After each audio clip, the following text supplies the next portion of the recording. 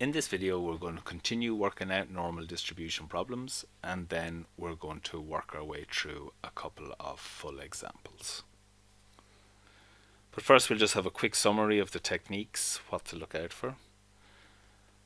So the total area under a normal distribution curve is equal to 1. In terms of probability, that means all eventualities are included under the curve. These tables are standard normal tables. They assume a distribution of they assume a mean of 0 and a standard deviation of 1. And then using our value of interest, we can calculate a z-score from the problem. We use these z-scores then to access the tables, and the tables then tell us the probabilities of our value of interest occurring. What's the probability of a value of whatever occurring? It's vital to always draw a diagram. And when you're drawing your diagram, it must be bell-shaped and symmetrical. The mean occurs at the middle. And then you should be able to accommodate 3.5 standard deviations above the mean and 3.5 standard deviations below the mean. These are all negative. Then shade in the area that you're interested in. Say if we're asked for this area. So if you're shading in your area, the tables will always give us the largest part. So if this is the table, gives us 0.75, then your shaded area is 1 minus that. So the tables always give you the largest part of your diagram. If your unshaded area is not the largest part, to find the shaded area, subtract the value from 1. If you have a z-score which is negative, just read the positive z-score from the table and then use your diagram with shading to interpret the table as in this paragraph above. Again, best explained by example, which we'll be doing very shortly. Quick look at the tables. Again, you'll be given these in any scenario where you need them. Note that these tables start with a z-score of 0. That's our z-score of 0. So the tables really, when we say a z-score of 0 gives us a probability of 0.5, it's really saying all of this area is already included, and then as we move up, the probabilities increase. A z-score of 1 tells us at 1 standard deviation, 84.13% of the population is included to the left of that. Hopefully it's obvious then that, well, there should be about 16% in the other area. Here's just the other half of the tables, bringing us up to nearly a full value of 1. And now we're going to take a look at it if we're asked to determine a population between two values of interest, A and B. So we might be asked, what's the probability of a selected person falling between these two values here? This is our shaded area of interest. So this requires, the technique is the same, but it just requires a little bit more effort and a careful understanding of what's going on. First of all, we'll just calculate the lower value first. Calculate the value of A below A. So we've covered this in the previous lecture. Feed the value of A into the z-score formula. Use that z-score then to access the tables. Now the tables in this case from this diagram would give us this part. To find the probability of A occurring below that is going to be 1 minus the value from the tables.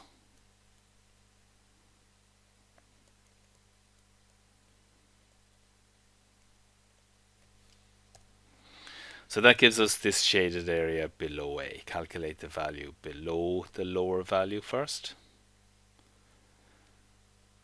And then calculate the population below the upper value of interest. So say this is value B. It's not very clear with the color. But again, we feed B into the z-score formula. Use that z-score to access the table. And the table then will give us all of this value.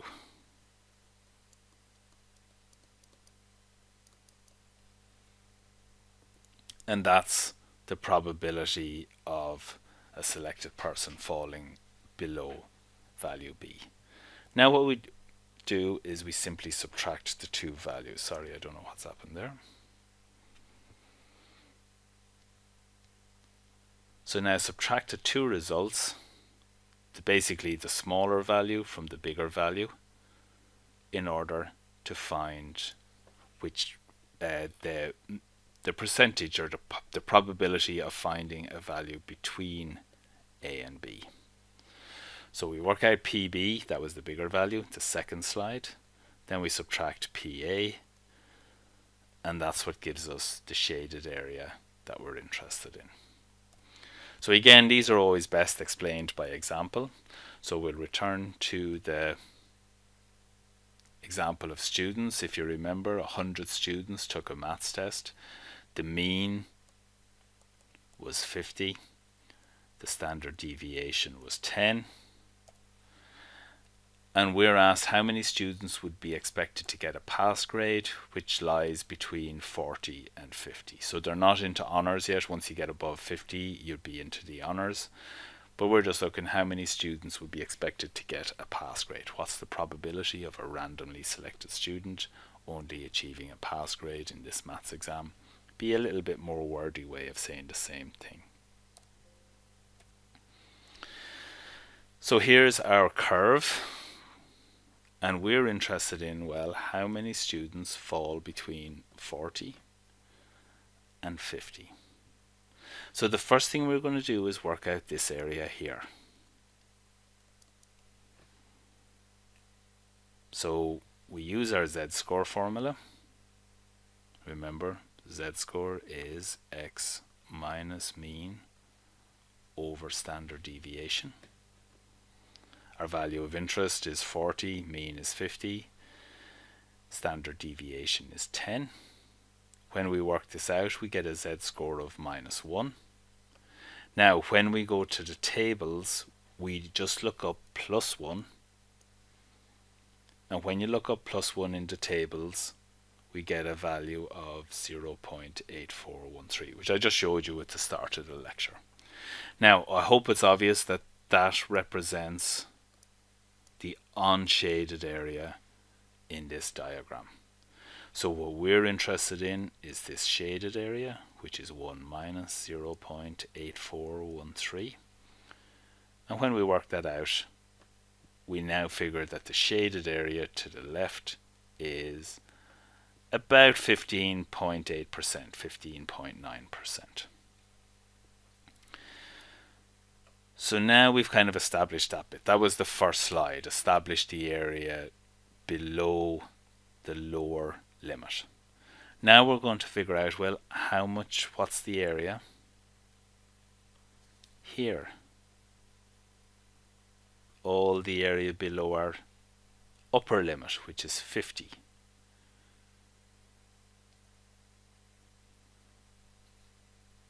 So, sorry, that's just representing the lower area there in that diagram.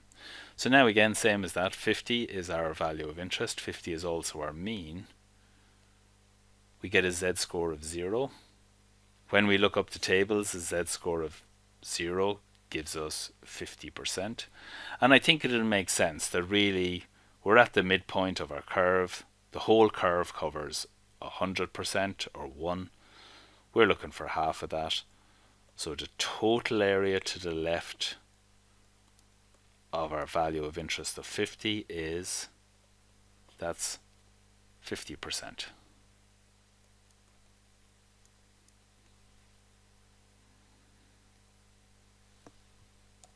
And again, that encompasses the whole area, not including everything up to 50.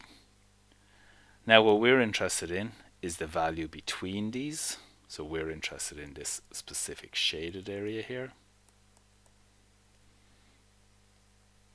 So that shaded area is the big value, 50%, minus the smaller value, which works out to be 0.3413 or 34.1%.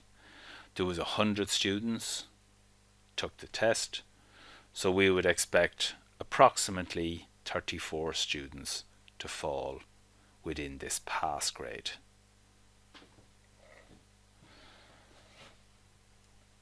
So we'll work out a few more of these later on, but I'm just going to push on and take a look at the last type of problem we can be asked, where you're asked about percentiles. And then we'll go back and we'll kind of cover a few examples, and hopefully the techniques will become a bit clearer with practice. So now, what if we wanted to know the math score corresponding to the 90th percentile? This is a very big thing in American education, the 90th percentile. What do I need to score in order to be in the top 10%? So the 90th percentile is 90% of students are below this value. Another way of putting it would be the top 10%, but in America it tends to be called the 90th percentile, and that's kind of become the common parlance across normal distribution discussions. So what we have to do, guys, it's very simple, is we know 90% is our outcome. What we just simply have to do is manipulate the formula and solve for Q, which I think you'd agree is extremely challenging. So we're not going to do it that way, thankfully. Things are a lot easier, but it does require a little bit of reverse engineering, so I'll explain it on the next slide. So first what we do is we scan the probabilities in the table. So you kind of go into the nuts and bolts part of the table, not the z-score bit. The margins gives us the z-scores. We're looking in the kind of in the deep interior where all the values, all the probability values. So we want to find a probability that's closest to 90 or 0.9. So this value you usually won't find it lies on an exact z-score. It lies between two z-scores. Now we can interpolate between the two z-scores to find the exact z-score that corresponds to the value of interest or the percentage of interest. But we're not doing that in this module. We don't need that level of accuracy. So we're just going to use the nearest z-score for our calculations. And again, I'll explain it with example as we go along. So now we can calculate. So once we find our probability of interest, we can then go back and work out, well, what's the z-score associated with it. Remember, the z-scores lie up here.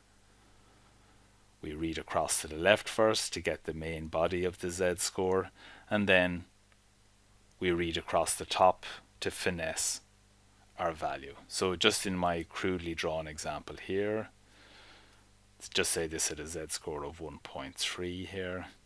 We would be looking at a z-score of 1.37.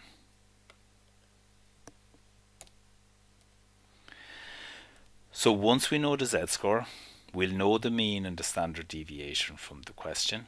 We can now manipulate the z-score to isolate x. So that's just what I have here on the right. Here's our z-score formula. We want to get x on its own. So the first thing we're going to do is multiply both sides by sigma.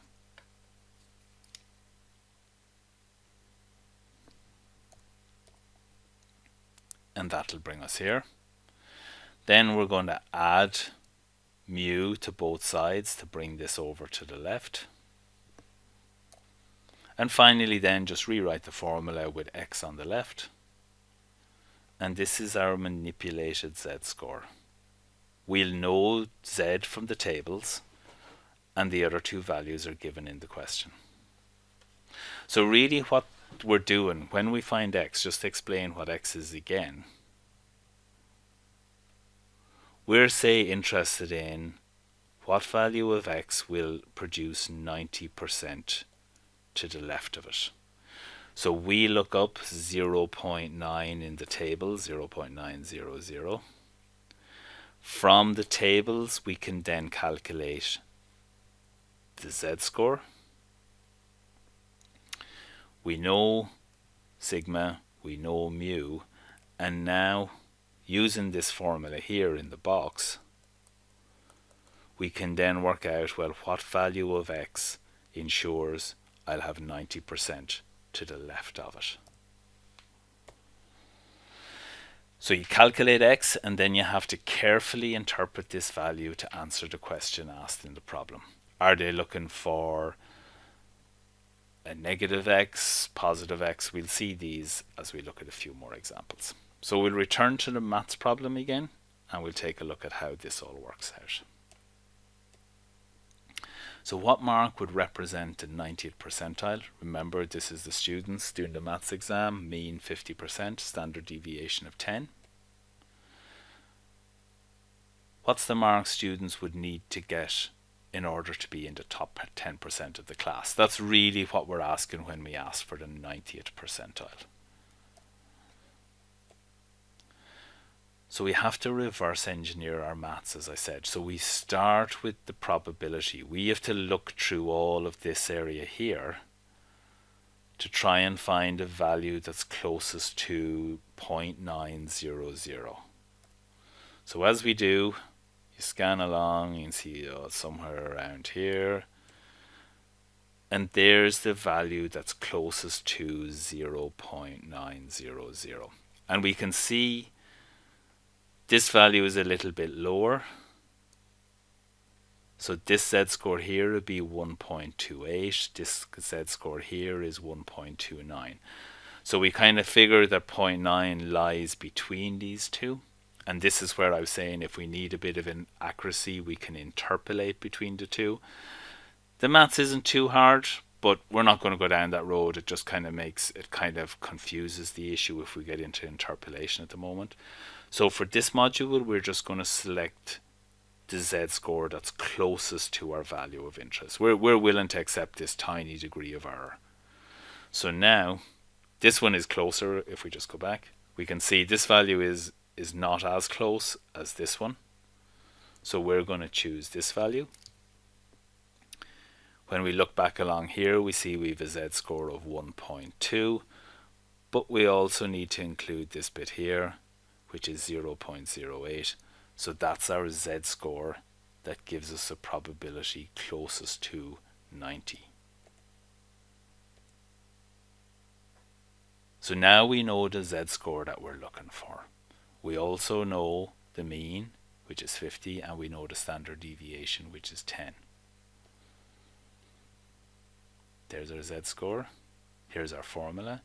Now we'll just bounce through the manipulation. So I've done the manipulation on the previous slide. So this is our manipulated formula, z-score formula. And we just feed in the values we know.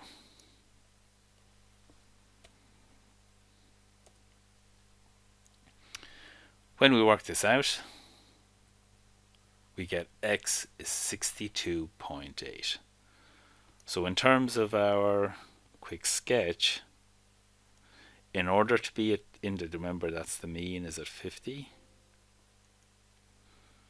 In order to be in this top 10%, a student needs to score 62.8 or greater.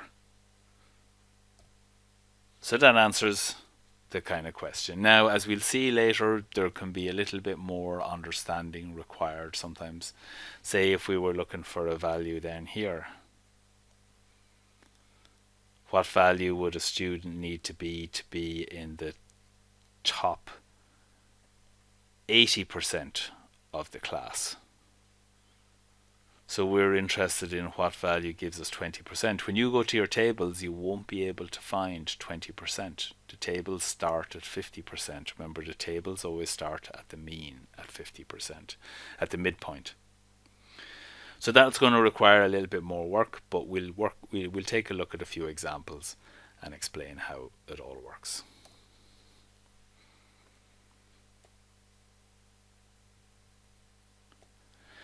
So now we'll just start to work our way through a few problems. Some of these are on Moodle, and some of them will be similar to ones on the journal as well. So a company manufacturing mobile phones knows that the phone's lifespan is normally distributed with a mean life of 40 months and a standard deviation of 8 months. The company offers a 24-month warranty on the phone, and it produces 100,000 of this type of phone. How many phones would they expect to return? So this is just back to using our tables and all. So quick sketch. We have a mean of 40, a standard deviation of 8, 1, 2, 3, so that's going to be 32, 24, etc., etc. So that's what we're interested in. This would be 16 then. 3 standard deviations below. We don't need to put in the minuses because the numbers are relevant. And then this would be 48, 56, and 64. So always mark off your table or your diagram going 3 standard deviations above and 3 standard deviations below.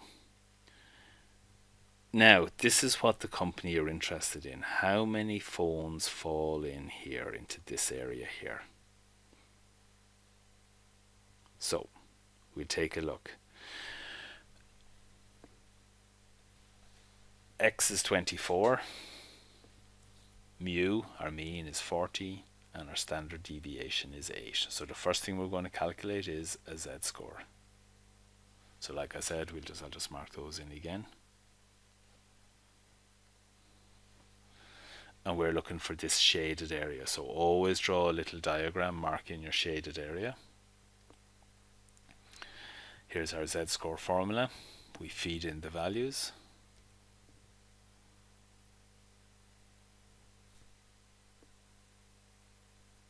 And now our z-score is -2.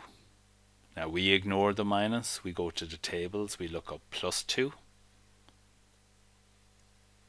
And we can see now the tables return a value of 97.7%. I hope it makes sense, guys, that that's obviously representative of the unshaded area in my diagram. So my shaded area will be 0.0228. So 1 minus 0.9772 will give me this amount. So that's my shaded area.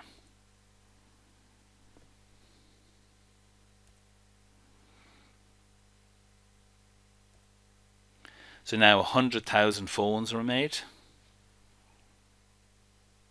This is not so much the percentage, but this is the amount that will be returned of those 100,000.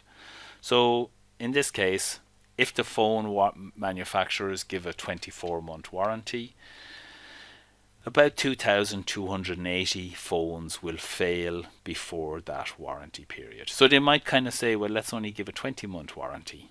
And that, again, you could go back, work all your values for 20 instead of X, get a new Z-score, and then you could figure out, well, how many phones would be returned under a 20-month warranty. And it'll be significantly less than what we see, because we'll be way down into the very lower ends of the tail, as it's called. These are the tails here where things get very narrow in your sketches.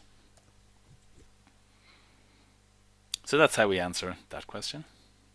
Here's another one. Again, it's the same maths, but it's just worded a little bit more differently, confusingly.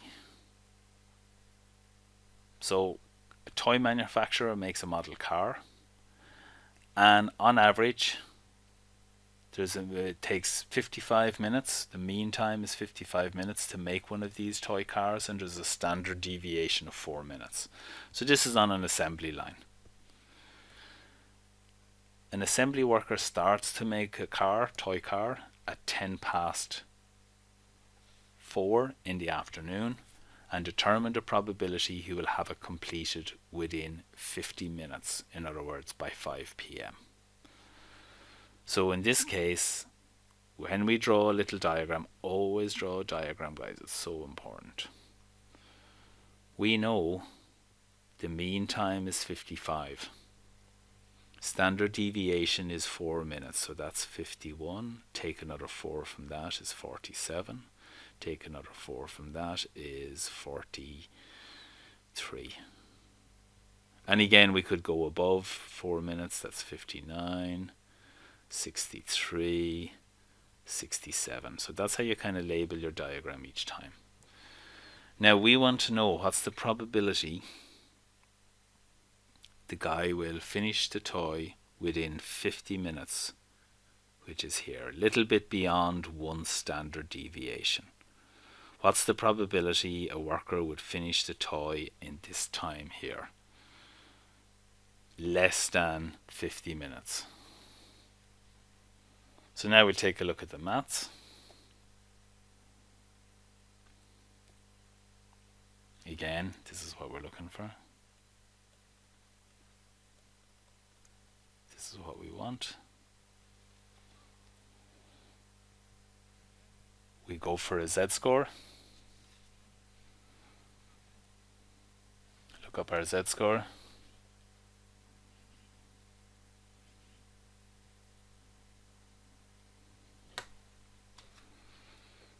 Feed in the values, and we get a z-score of minus 1.25. So we go now to the tables. Sorry, this should be 0.05 up here. It's just I've given you a limited version of the tables. And we can see the tables return a value of 0.8944. So we're interested in the value to the left of that, 1 minus 0.8944, and we get 0.1056. So when we convert this into a percentage, there's a 10.6% probability the toy car would be finished by 5 p.m.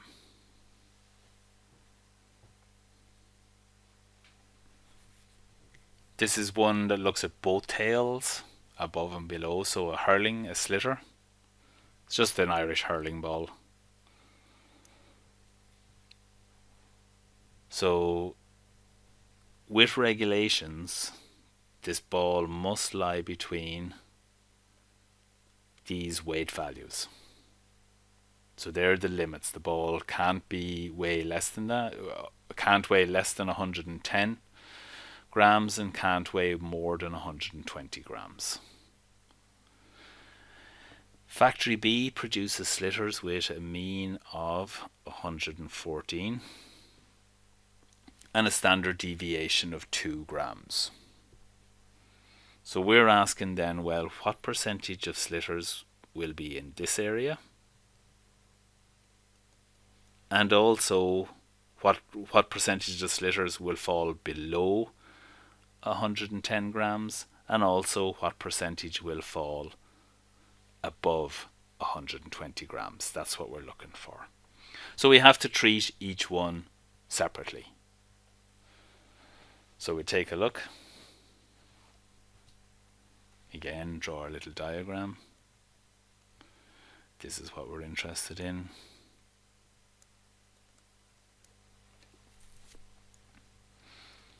And actually, yeah. Sorry, this one should probably be a bit more over here. Just to be a bit, because you see what I'm thinking is, here we're only 2 standard deviations away. This limit here is 2 standard deviations away. And this one here is 3 standard deviations above. The 220 is 3 standard deviations above. And this one is only 2 below. So we're interested in this area and that area. And you have to do each one separately. There's our mean, standard deviation of 2. We have 2 x values. We treat each one separately. We do the lower value first. We get a a Z score of -2. Go to the tables, 0.9772. We've seen that before. So hopefully, again, you'll recognize this area here is 1 minus that value, which is 0.0228. And now we look at the big value, how many are above 120. That gives us a Z score of +3. When we go to the tables, that's 0.9987. And again, I hope you'll recognize that obviously represents the big unshaded area. We're interested in this little area, which is 1 minus that value. So now, this is the amount. 2.28% will be too light, and 0.13% will be too heavy. So we add those two values together, and in total 2.41% of slitters produced by factory B would be rejected. Okay, now we're going to take a look at a different type of problem, and we'll be looking now at the gearbox of a particular car as a warranty of 70 miles. It's known the lifespan of the gearbox is normally distributed with a mean of 150,000 miles and a standard deviation of 50,000 miles. Up to how many miles would 90% of the gearboxes be expected to last? So really what we're looking for is, here's our mean. We're asked, what value here of X would 90% of the gearboxes be expected to last? So that's what we want to find. We're going to have to go to the tables and look up 90% first of all, or 0.9 as a probability, and then find our Z score and interpolate back. So we take a look. So again, this is what we're interested in. What X value would have 90% to the left of it. We know the mean. We know the standard deviation. Sorry, the standard deviation should obviously be 50,000.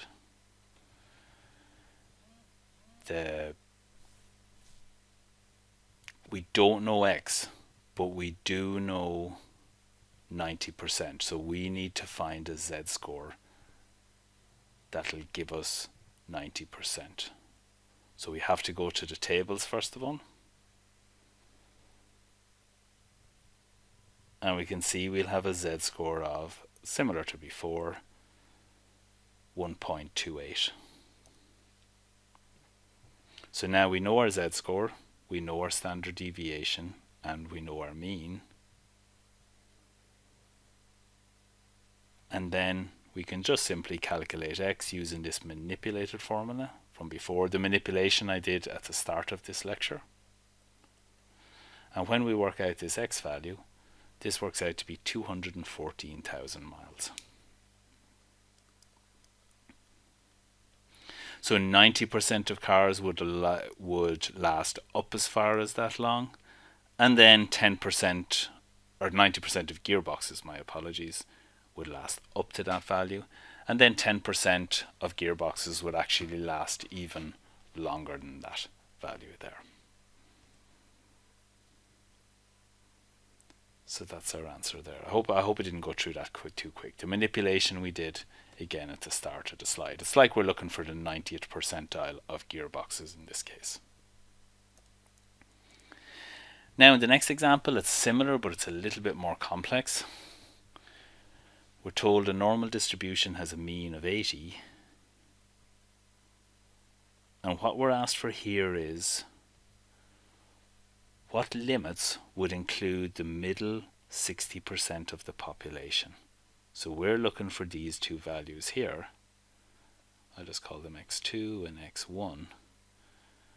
But we want to have 30% above the mean and 30% below the mean. Well, 30% above the mean, I hope you'd agree, is 80%. and 30% below the mean, 50 minus 30 is going to give us 20%. Really what there'd be the 20% there. Now, it's similar to before, but the one thing is we can't look up 20% into tables because our probability tables start at 50%. So we can't look up 20%, but we can look up its kind of folded over equivalent, which is 80%, and this is what we're going to find first.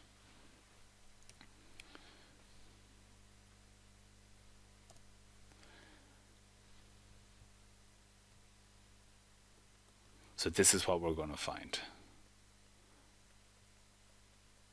What x value would bring me to 80%, 30% above the mean. Once I know the distance between the mean and x, then I can fold back the same amount. If I go the same distance below the mean, then I can find the other value of interest, and now I found the two limits as required. So we'll take a look. So first thing we want to do, we have our z-score, we're going to manipulate it. We don't know what x is, so we're going to manipulate that first, so x is on its own. Now what we want to do is find the z-score. Oops, that's appeared a little bit early. We go to the tables first to look up 80. This is the closest value to 0.8000 in the tables. And it's generated from a z-score of 0.8 to the left. And if we could look up here on the tables proper, the value at the top of this column would be 0.04. So that's what gives us our z-score of 0.84. So we feed these in now to the function. Z is 0.84, our standard deviation is 10, our mean is 80. And when we work that out, this x value is 88.4. The mean was 80. So I hope you'll agree that the value of interest is 8.4 above the mean.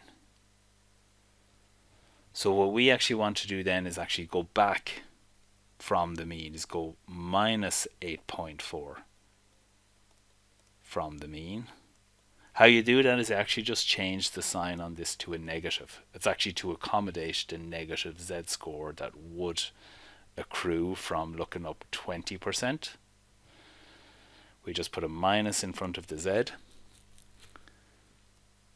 and then we get a value of 71.6, which you'll see is 8.4%, 8.4 below the mean. So now there's 30% there, there's 30% there. So what we've now found is the limits that include the middle 60% of the population. So anytime you're asked for a percentage or a percentile below 50, what you have to do is kind of look. You won't be able to look up any values from the left hand side, from this left hand side. So you'll have to look up the equivalent value from the right hand side. So say if we were asked for what value x here encompasses 15% of the population, we couldn't look up 15%, but what we could look up is 15% is 35% below the mean. Well, we could just look up the equivalent plus 35%, get this x value, work out how far we are above the mean, and then fold back to find the value of interest. I hope that makes sense. Anyway, guys, we'll finish up here. I'm just going to show a few more practice problems that you can have a go at. We'll hopefully cover them maybe in the next tutorial or other problems that you'd like to take a look at. Here's IQ scores. They're normally distributed. Here's another example from the Moodle quizzes, I believe. Determine the probability somebody's balance is between these two. We covered that in today's lecture. Here's the runners. Determine the time by which 40% of runners would have completed the race. So we'd be looking for 40% here. Now we can't look up 40%, but it is 10 below the mean, so we could look up 60% and fold backwards using just what we were looking at in the previous example. And then this is quite a long problem. This would be a typical exam question. I'll let you pause it if you want to read it. I won't read it all out. But this covers nearly everything below 80, below 70, between two values, and then a percentile value as well. So this would be typical of what would have appeared on a written exam. And yeah. So we'll leave it there, guys. Thank you very much for listening, and we shall chat to you again soon.